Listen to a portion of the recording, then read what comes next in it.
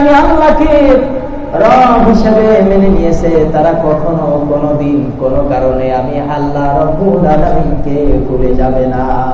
তারা ভুলতে পারে না, কারণ সব কিছু ধ্বংস হয়ে যেতে পারে, কিন্তু মহান রবকে কি হয় না, ভোলা যায় না, যাদের অন্তরে ঈমান আছে।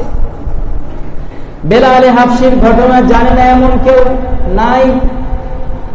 হযরত বিলাল রাদিয়াল্লাহু তাআলা আনহু ইসলামের জন্য ত্যাগ করেছেন।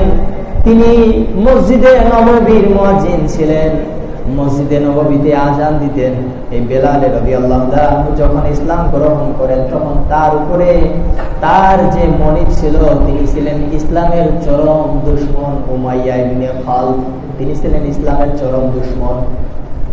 হযরত বিলাল রাদিয়াল্লাহু তাআলা আনহু বেলাল হাবশি যখন ইসলাম গ্রহণ করেন, ইসলাম গ্রহণ করার পর হযরত বিলাল রাদিয়াল্লাহু তাআলা আনহুকে নির্যাতনের স্টিম রোলার চালিয়ে দেওয়া হলো তার উপরে।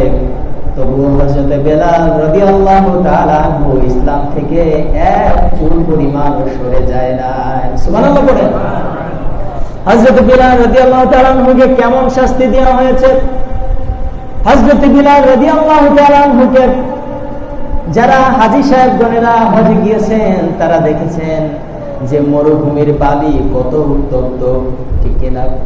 মরুভূমির বালি কত উত্তপ্ত, কত গরম, স্যান্ডেল পায়ে দিয়ে হাঁটা যায় না, পায়ে ফসকা পড়ে যাওয়ার কায়দা।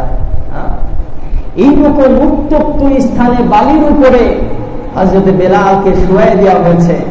শুধু শুয়াই দেয় নাই, তার উপরে এরকম ভারী পাথর চাপিয়ে দিয়েছে যেন সে নড়াচড়া না করতে পারে, উঠপিস না করতে পারে।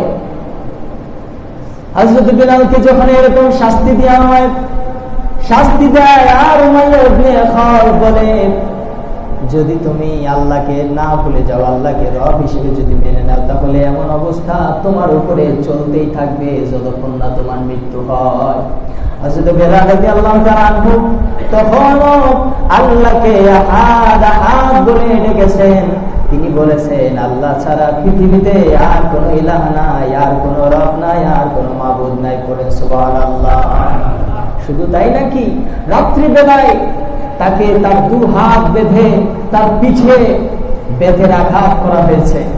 বেতের আঘাত করলে পিঠের গোশতগুলো এরকম ফেটে ফেটে গিয়েছে।